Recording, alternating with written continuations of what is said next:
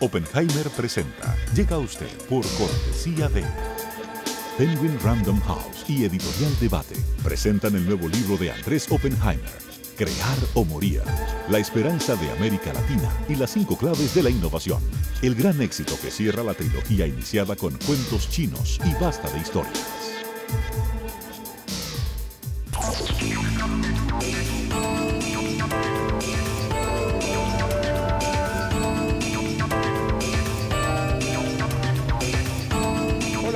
¿Cómo les va? Soy Andrés Oppenheimer. Gracias por estar con nosotros en toda América Latina y Estados Unidos.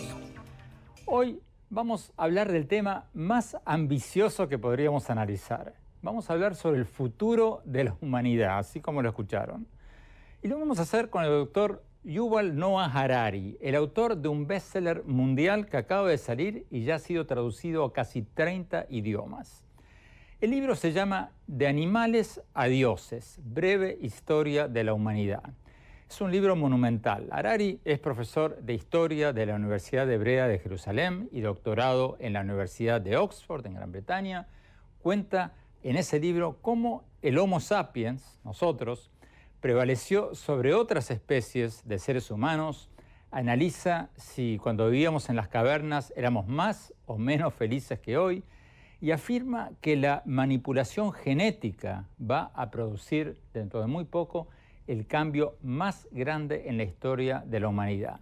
Porque vamos a poder modificar los genes de nuestros hijos para que salgan más lindos o más inteligentes o más fuertes. Y eso podría aumentar enormemente las desigualdades sociales porque, claro, los ricos van a poder pagar un laboratorio para tener hijos superdotados o más dotados que el común de la gente y los pobres no van a poder hacerlo. Justo hace unos días la revista Science, una de las 2 o 3 revistas más importantes del mundo científico, publicó un manifiesto firmado por varias eminencias de la biología pidiendo que se suspenda este tipo de manipulación genética. Varios de los firmantes son ellos mismos creadores de las técnicas que permiten manipular el ADN. Vamos a hablar con el profesor Harari de todo esto y luego lo vamos a analizar con el doctor Carlos Moraes, profesor de Neurología y Biología Celular de la Universidad de Miami y un renombrado investigador científico en Estados Unidos que se especializa, entre otras cosas, en el rol potencial de las mutaciones de las células. Y también con el doctor Sergio Liteuka, profesor de programas de ética de la Universidad de Miami y director internacional del programa de ética de la Universidad de Miami, que se especializa en temas de ética de investigación científica. Bueno, vamos directamente a la entrevista con el profesor Harari. Empezamos la entrevista preguntándole por la ola de terrorismo y fundamentalismo religioso que estamos viendo y preguntándole si la humanidad está entrando en una era de violencia sin precedentes o no. Veamos lo que nos dijo.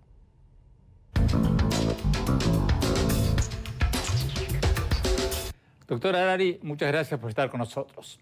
Profesor Harari, todos los días nos despertamos con nuevas noticias de las atrocidades cometidas por el Estado Islámico allí en el Medio Oriente.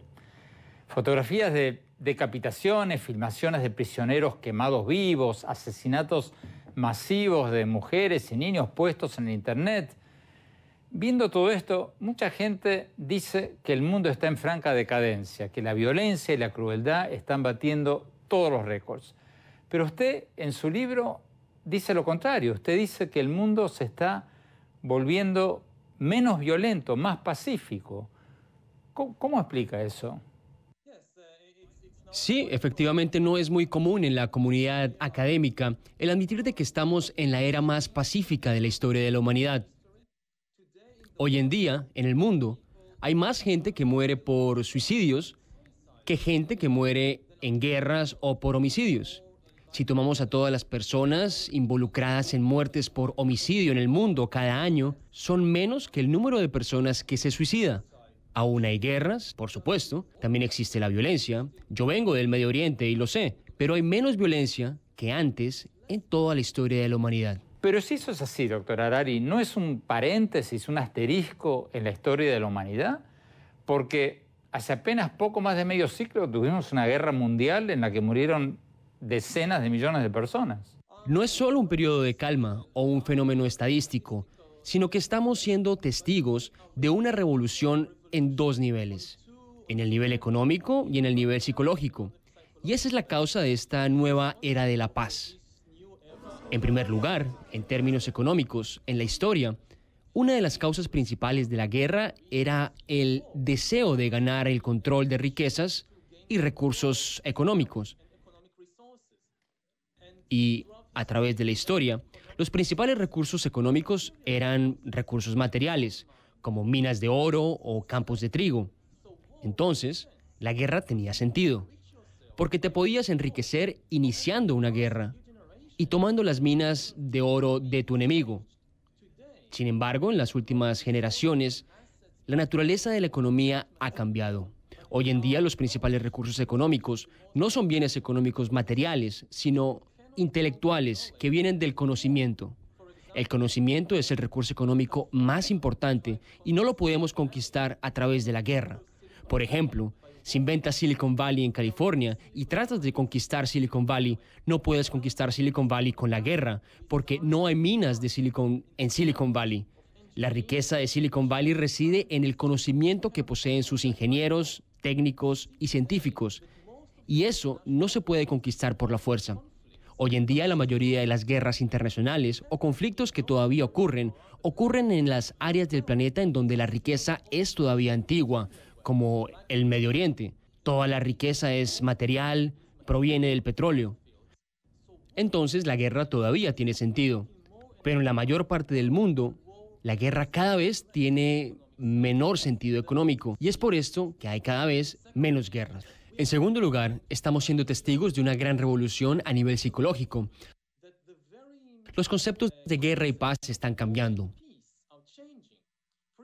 Anteriormente, cuando dos países estaban en paz, por ejemplo, Francia y Alemania en 1913, estaban en paz, no había guerra en 1913, pero todos sabían que la guerra podría estallar en un año. Todo el mundo se preparaba y esperaba que la guerra comenzara. Entonces, durante la historia, la definición de paz es simplemente la ausencia temporal de la guerra. Sin embargo, hoy en día, la paz tiene un significado nuevo. Hoy significa la imposibilidad de que exista alguna vez una guerra.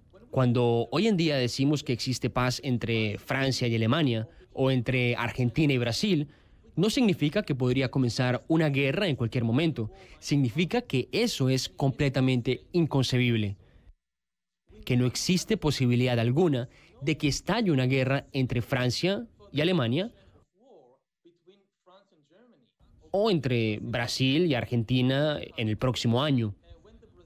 Cuando el gobierno de Brasil está planificando su presupuesto para el año 2016, nadie piensa seriamente en la posibilidad de que Brasil tal vez quiera invadir y conquistar a Argentina el próximo año.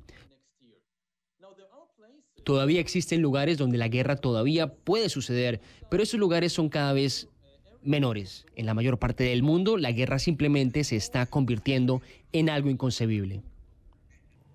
Pero los escépticos le replicarían que hay un aumento del fundamentalismo religioso en todo el mundo y que es precisamente el fundamentalismo religioso lo que ha sido el precursor de muchas guerras. Usted mismo dice en su libro que lo que diferencia al ser humano de los monos es que los seres humanos creemos en mitos colectivos, políticos o religiosos, que son mitos cohesivos, que nos unen como países o como religiones.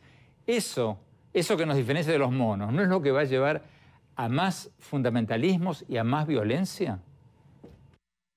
Somos la única especie animal que puede cooperar de manera flexible en números grandes, millones, cientos de millones. Y en las bases de esa cooperación, en toda sociedad humana, siempre encuentras un mito, una ficción.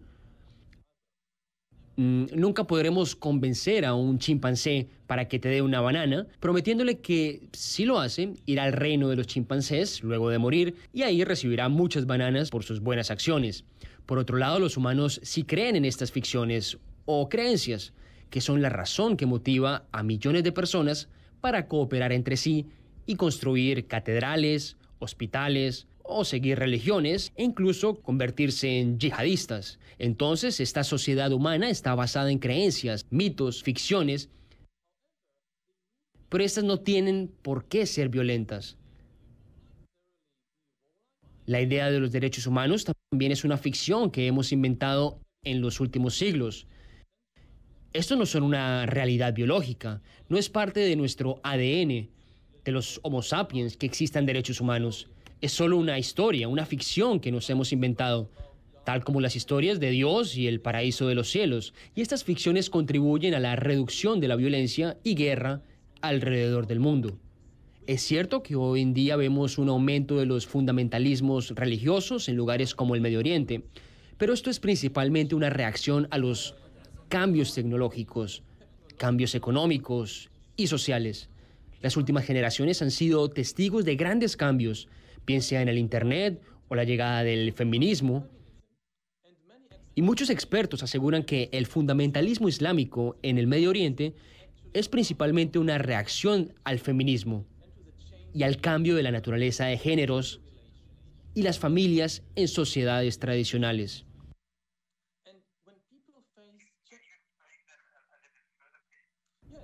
Sí, y cuando la relación entre hombres y mujeres o padres e hijos en una familia cambia drásticamente, luego de miles de años, tal como ha sucedido en la historia incluso de la última década, lo desconocido asusta a mucha gente. Y estas personas se quieren aferrar a algo estable y acuden a las creencias religiosas tradicionales. Vimos suceder esto mismo en el siglo XIX con el crecimiento de la industrialización en todo el mundo. En muchos lugares, la reacción se basó en fundamentos religiosos. Por ejemplo, en Sudán, finalizando el siglo XIX, vimos un movimiento musulmán fundamentalista que estableció una teocracia basada en la ley de la Sharia en Sudán, y también decapitaban gente y cometían grandes atrocidades. Eso realmente no alcanzó a cambiar el mundo porque no consiguieron ninguna solución al nuevo problema de industrialización. Hoy en día el mundo está viendo y viviendo cambios tecnológicos y económicos incluso más rápidos que la revolución industrial del siglo XIX. Entonces tenemos reacciones con los mismos fundamentos religiosos, pero esas reacciones funcionarían porque la gente que escribió la Biblia o el Corán no sabían sobre la tecnología moderna, la inteligencia artificial, acerca de los cambios que todo esto traerá en el siglo XXI. Entonces, esas reacciones fundamentalistas no tendrían éxito para conquistar el mundo. En cambio, podríamos ver el crecimiento de nuevas religiones, religiones tecnológicas, que están siendo ahora creadas en lugares como Silicon Valley y tienen respuestas a las nuevas realidades tecnológicas y económicas del siglo XXI.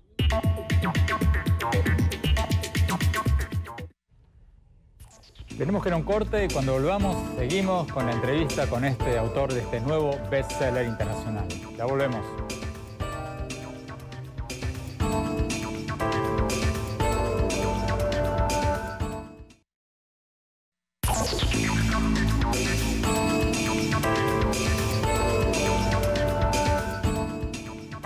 Gracias por seguir con nosotros en esta entrevista con el autor del libro De animales a dioses, breve historia de la humanidad.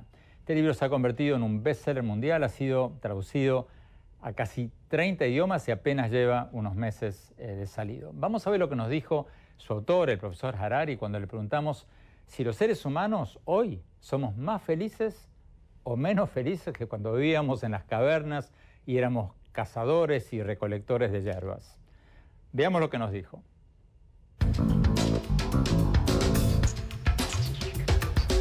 Profesor Harari, hablemos un poco de la felicidad. Usted dice que los libros de historia que estudiamos en la escuela están repletos de historias sobre las proezas de los grandes guerreros, los descubrimientos de los grandes pensadores, las obras de los grandes artistas, pero no dicen nada sobre cómo cada uno de ellos contribuyó a la felicidad o al sufrimiento de la gente. Usted dice que esa es una de las grandes lagunas en el estudio de la historia, el tema de la felicidad. Entonces, la pregunta del $1.000.000. En general, ¿los seres humanos estamos siendo cada vez más felices o no? Es una pregunta mucho más difícil de lo que la gente se imagina. Ahora somos más poderosos que antes.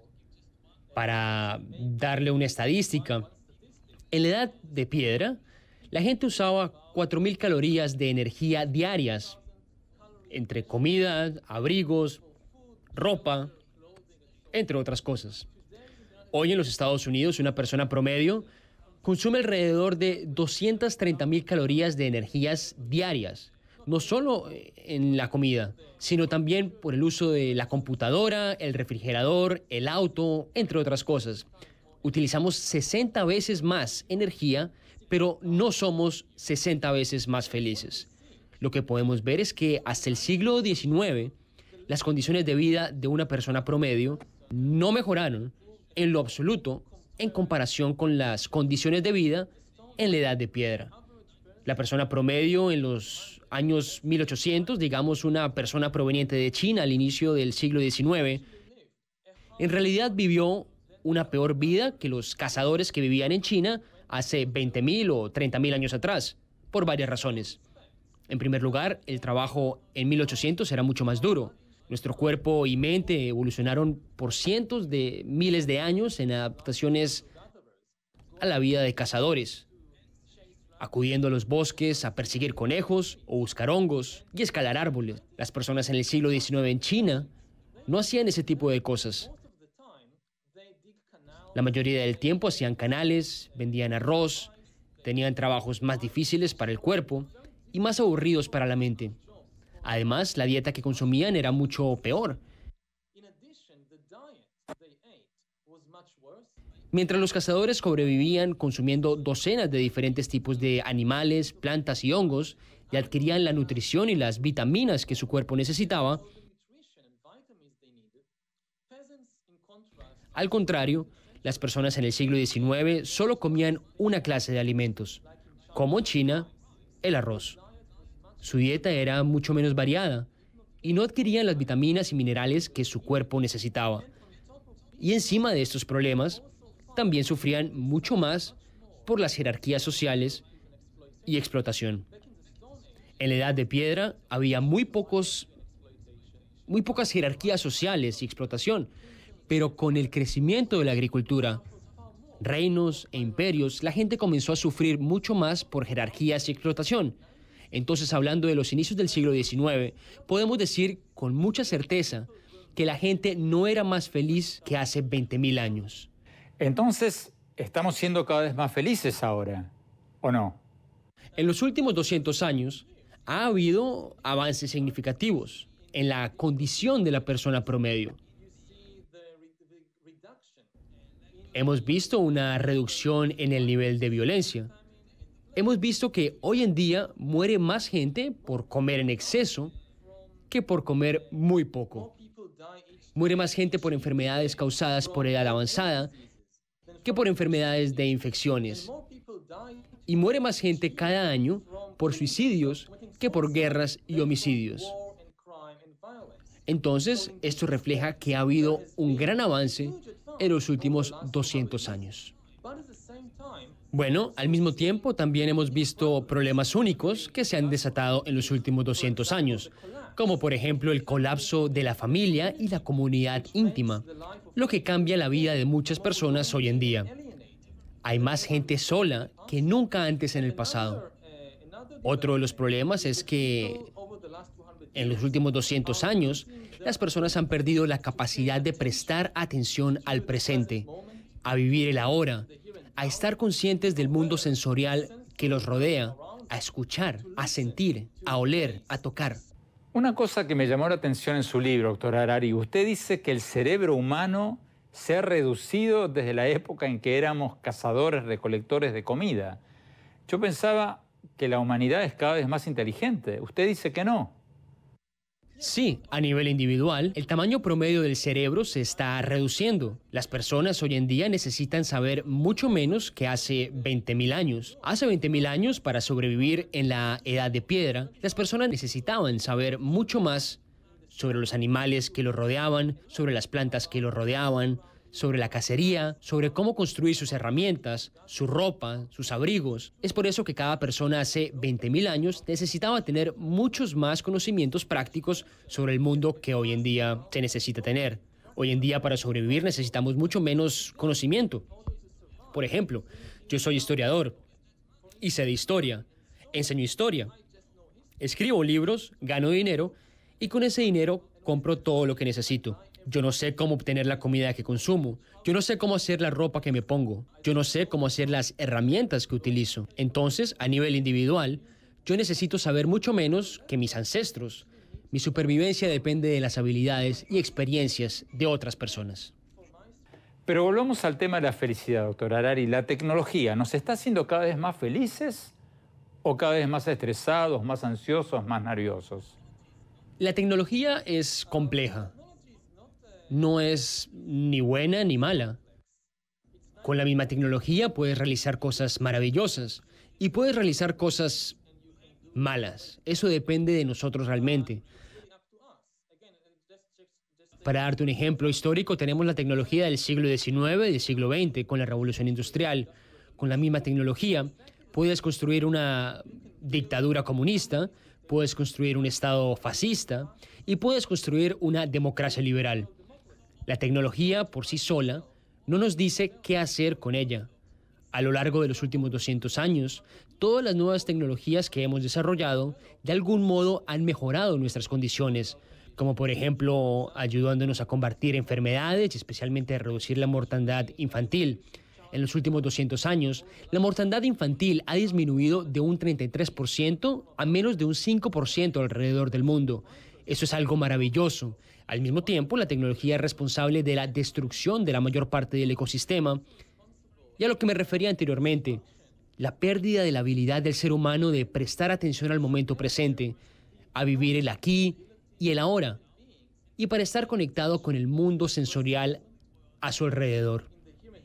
Cada vez estamos y vivimos más a través de la tecnología, estando conectados mediante computadoras y teléfonos móviles, y estamos perdiendo la habilidad de prestar atención a lo que olemos, a lo que escuchamos y lo que sentimos.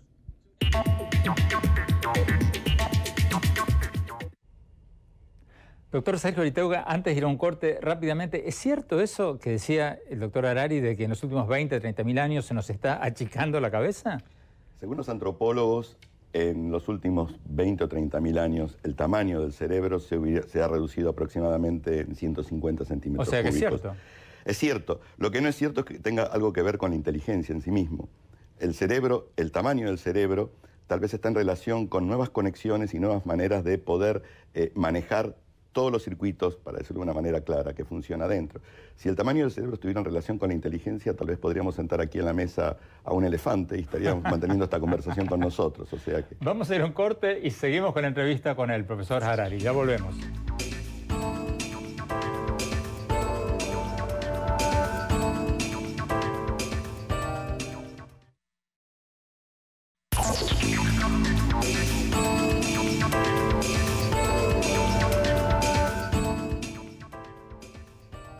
Gracias por seguir con nosotros en esta entrevista exclusiva con el autor del libro De animales a dioses, breve historia de la humanidad. Este libro que se ha convertido en un bestseller mundial, ya ha sido traducido a casi 30 idiomas, incluyendo el español. Vamos a ver lo que nos dijo el profesor Harari cuando le preguntamos si la gente en los países ricos es más feliz o menos feliz que en los países no tan ricos. Veamos.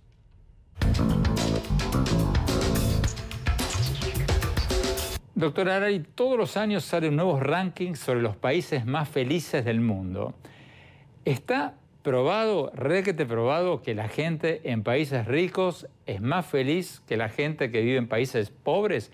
¿Hay una relación directa entre el dinero y la felicidad? Existen muchas investigaciones acerca de eso. Realmente depende en lo que definas tú como felicidad. De acuerdo con la definición común de felicidad, que iguala la felicidad con el bienestar, tenemos mucha evidencia de que el dinero y la felicidad tienen una relación compleja hasta cierto punto. Ser millonario o vivir en un país rico te brinda mayor satisfacción y mayor placer, pero luego de cierto nivel de ingresos no hace mucha diferencia. Luego de cierto nivel, lo que sucede es que a partir de estos niveles de ingresos, cualquier mejora en tus condiciones de vida simplemente resulta en un aumento de expectativas. Y lo que realmente determina la satisfacción o felicidad de las personas no es su condición objetiva, sino el hecho de que sus expectativas sean cumplidas. Y lo que vemos es que a medida que las condiciones mejoran, las expectativas aumentan. Entonces, hasta una notable mejoría en su estándar de vida puede dejar a las personas tan insatisfechas o hasta más insatisfechas que antes. Usted dice que la felicidad es un fenómeno más biológico que otra cosa, que es producto de sensaciones que resultan de procesos químicos en nuestro cuerpo. ¿Cómo es eso? Uno de los descubrimientos principales de las últimas décadas es que solo hay una cosa responsable de nuestra felicidad o nuestra satisfacción, y eso es la sensación dentro de nuestros cuerpos. Nadie es feliz por el hecho de haber ganado la lotería, o por un aumento de sueldo, ni siquiera por encontrar el amor. Somos felices por las sensaciones de placer dentro de nuestro cuerpo. Claro que hay eventos fuera de tu cuerpo, como ganar la lotería, que pueden causar sensaciones de placer en tu cuerpo. Pero tu reacción es por la sensación de tu cuerpo y no por el evento que pasó fuera de él. Y las sensaciones de tu cuerpo están reguladas por un sistema bioquímico. En cierto modo que podemos experimentar sensaciones causadas por eventos que nos suceden por algunos momentos, horas o minutos, pero tarde o temprano, estas sensaciones de placer desaparecen y son reemplazadas por sensaciones no placenteras. Y mientras las personas no se percaten de que pasan sus vidas enteras, 50 años, 70 años, 80 años, persiguiendo estas sensaciones placenteras, intentando retenerlas, sin darse cuenta de que son sensaciones pasajeras en nuestro cuerpo, quizás la respuesta más realista a esta pregunta de la felicidad es entender que solo persiguiendo estas cosas, estas sensaciones de placer, no nos lleva a ninguna parte. Pero si entendí bien en su libro, profesor Harari, usted dice que hay algunas condiciones externas que nos hacen ser felices.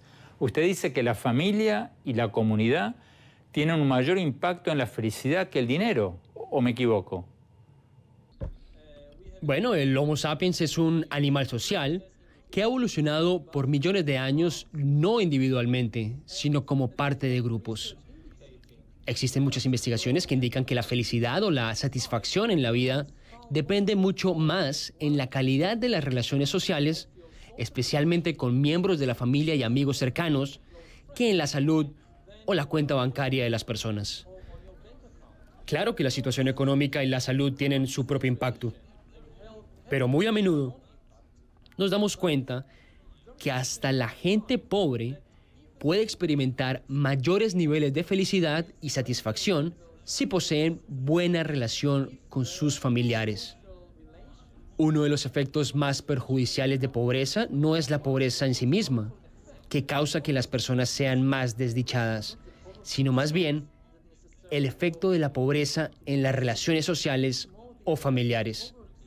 Por ejemplo, la pobreza a veces obliga a que alguien tenga que abandonar a su hijo e irse a trabajar por años a otro estado o a otro país para enviar dinero a la familia y poder mantenerla. En una situación como esta, mucho estrés, mucha miseria pueden causar efectos negativos tanto para los padres como para los hijos. Entonces no es la pobreza directamente lo que causa la miseria, sino que es su efecto en las relaciones sociales y familiares. Doctor Harari, pocos días atrás, varios famosos científicos internacionales pidieron conjuntamente que se ponga fin a la manipulación genética, o por lo menos a la libre manipulación genética, o sea, que se regule la manipulación del DNA Porque de otra forma muy pronto vamos a poder pagarle a un laboratorio para que manipule el DNA de nuestros hijos, para que salgan más lindos o más inteligentes o más fuertes. Ya hemos clonado animales y ahora hay cada vez más manipulación genética humana. Ahora la pregunta, ¿se puede detener este fenómeno o es algo imparable? Bueno, una tecnología particular o un uso particular de la tecnología puede ser regulado o incluso detenido, pero no puedes detener todos los avances tecnológicos y científicos. Ahora estamos viendo no solo ingeniería genética, sino también otras técnicas para mejorar a los propios humanos. Un campo muy importante es la interacción directa entre el cerebro humano y las computadoras. Lo que vemos y sentimos es que estamos ante quizás la más grande revolución en la historia. Estamos hablando de cyborgs, porque durante la historia han existido muchas revoluciones diferentes, económicas, sociales, políticas, entre otras, pero una cosa permanece constante, que es el ser humano. Tenemos los mismos cuerpos, los mismos cerebros, las mismas mentes que teníamos hace cientos de miles de años. Sin embargo, en próximos siglos es muy probable que esto cambie. Con la ayuda de la biotecnología y las ciencias informáticas, comenzaremos a cambiar por primera vez en la historia nuestros cuerpos, nuestros cerebros y nuestras mentes. Los principales productos del siglo XXI no serán herramientas, autos o armas. Los principales productos serán cuerpos, nuestros cerebros y nuestras mentes. Y esto nos puede llevar también a resultados muy peligrosos, como por ejemplo el comienzo de diferencias biológicas entre ricos y pobres. A través de la historia siempre hubo muchas diferencias sociales, económicas y políticas, pero nunca hubo diferencias biológicas. No había diferencia biológica entre el rey y el campesino. En el siglo XXI es posible que con la ingeniería genética vayamos a presenciar por primera vez en la historia diferencias biológicas reales entre ricos y pobres, hasta la creación de clases de seres humanos diferentes, especies de humanos diferentes con habilidades y cualidades diferentes. Entonces, ¿vamos a tener una casta, una raza de superhumanos? ¿Los ricos van a poder pagar para manipular los genes de sus hijos para que sean más lindos o más fuertes o más inteligentes? Sí, lo que ves es que la naturaleza de la medicina está cambiando. Anteriormente, en el siglo XX, la medicina se dedicaba principalmente a curar al enfermo. En el siglo XXI, puede que la medicina se dedique principalmente a mejorar a la persona sana. Lo que cura al enfermo es, por naturaleza, un proyecto igualitario, tratando de proveer el mismo nivel de salud para todo el mundo.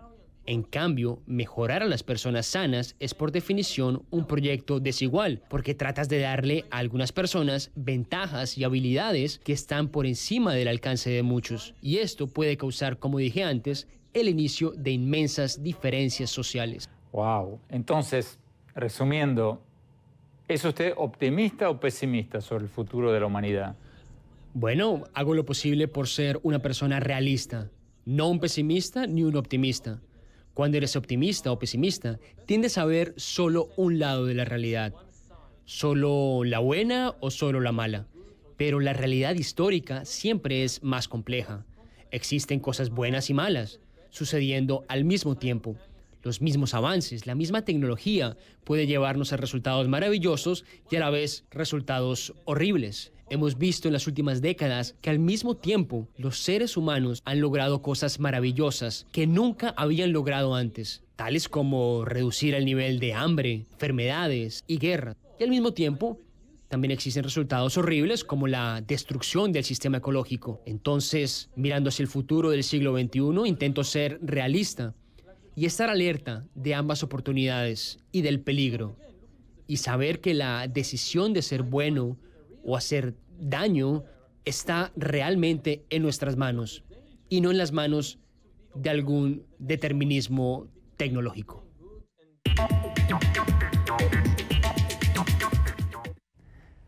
Doctor Carlos Moraes, tú eres un investigador científico, te dedicas específicamente a la manipulación genética. ¿Cuán lejos estamos de lo que dice el doctor Harari, de eso de que vamos a poder manipular el ADN de nuestros hijos para hacer que tengan ojos verdes o sean más fuertes o más inteligentes? ¿Cuán lejos estamos de eso? Bueno, gracias por la invitación, Andrés. Perdón por mi portuñol, pero... Tranquilo. En realidad, las técnicas ya están acá, ya se puede hacer. Los ojos, el color de los ojos, por ejemplo, hay como que 15 genes que modifican el color de los ojos, pero hay como que 2 que son más importantes. Así que en teoría se puede hacer una modificación que cambiaría. Pero éticamente... Bueno, pero ¿ya está la tecnología como para hacer un hijo más inteligente? No, la inteligencia es mucho más compleja. No se entiende ¿Para muy hacerlo bien. más fuerte? Puede ser que sí. Bueno, pero si ya existe, estamos hablando de pocos años, para sí, que sí. ya... Técnicamente, sí, pocos años. Y tú me dices que éticamente no. Éticamente no, porque es por eso que esos científicos escribieron ese artículo. En los últimos 5 años hubo una revolución en ingeniería genética, que así como se hace en un video, que se puede editar, cortar un pedazo y poner otro junto, así se puede hacer con el ADN ahora. Hay una técnica muy, muy poderosa para hacer eso. Se hizo en ratones, se hizo en monos.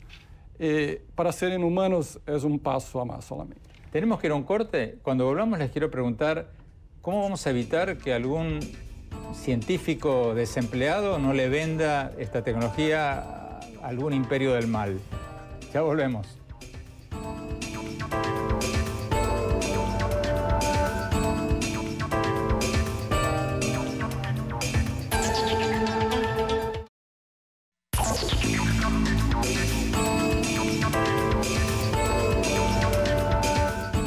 Gracias por seguir con nosotros en este programa sobre la historia y el futuro de la humanidad, donde entrevistamos al autor de este nuevo bestseller mundial, este libro De animales a dioses, breve historia de la humanidad. En el bloque anterior nos decía su autor, el profesor Harari, que estamos entrando en una nueva revolución de la manipulación genética.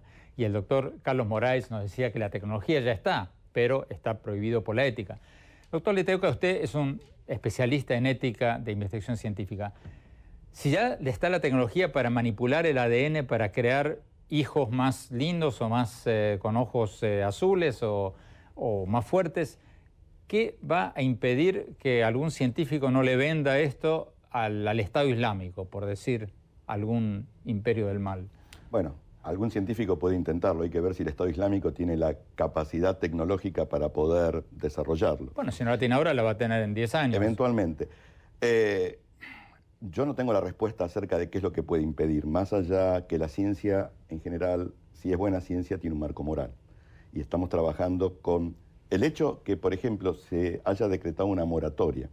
No es una prohibición, es una moratoria, porque lo que se quiere ver es hasta qué punto, y justamente evitar que esta tecnología sea transferida a países que tienen un bajo nivel de regulación de leyes, o un alto nivel de corrupción, para evitar justamente esto que estás planteando. Pero, ¿tú eres optimista de que se va a lograr eso?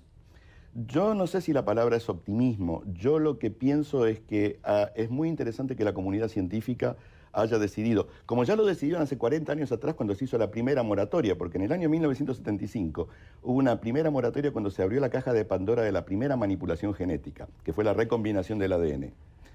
Y lo que ocurrió fue que la consecuencia de eso es que hoy tenemos alimentos genéticamente modificados. No pasó nada grave, no pasó nada terrible, pero hubo un control, un autocontrol por parte de la comunidad científica, y eso es muy importante. Carlos Moraes, ¿tú crees que tus colegas científicos en todo el mundo, en Corea del Norte o en este Estado Islámico, van a acatar estas leyes moratorias éticas internacionales? Bueno, puede ser que no, pero es importante tener en mente que esa tecnología se desarrolló para tratar enfermedades. Así que hay un moratorio para usar en humanos, pero es importante que esa investigación continúe, porque hay una cantidad enorme de enfermedades que pueden ser tratadas. Así que la tecnología tiene que avanzar.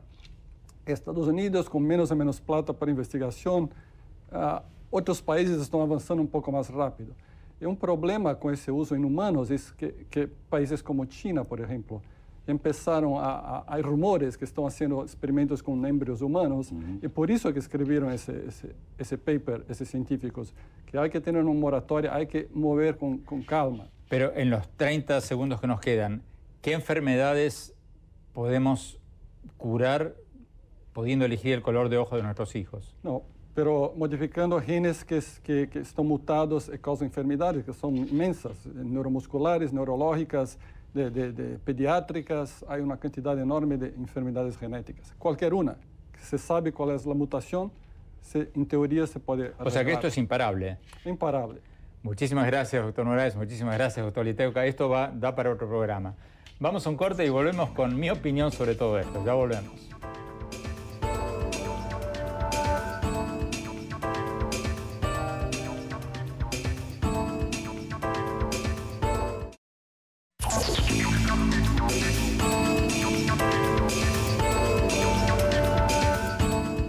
Muchas gracias por habernos acompañado y no se olviden de escribirnos a nuestro Twitter, @OppenheimerA, y a nuestro Facebook, y de visitarnos a nuestra página web andresoppenheimer.com.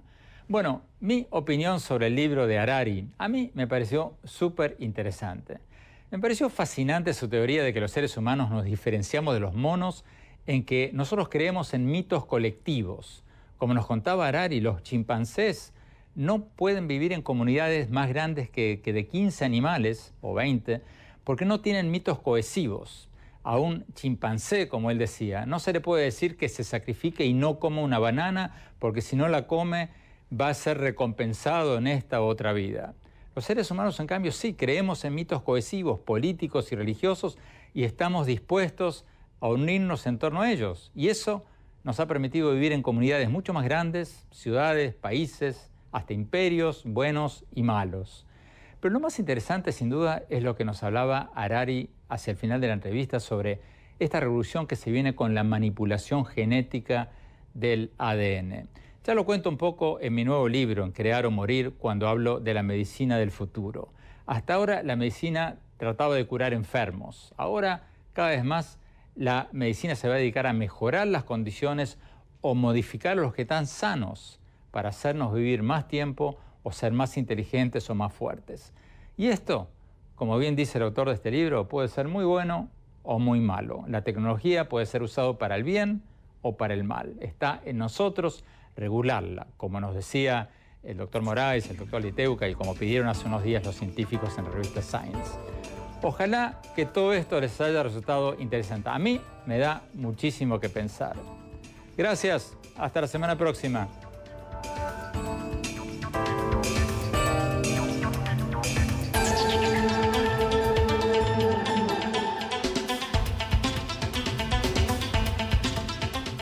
Oppenheimer presenta. Llega a usted por cortesía de Penguin Random House y Editorial Debate. Presentan el nuevo libro de Andrés Oppenheimer, Crear o Morir. La esperanza de América Latina y las 5 claves de la innovación. El gran éxito que cierra la trilogía iniciada con Cuentos chinos y Basta de historia.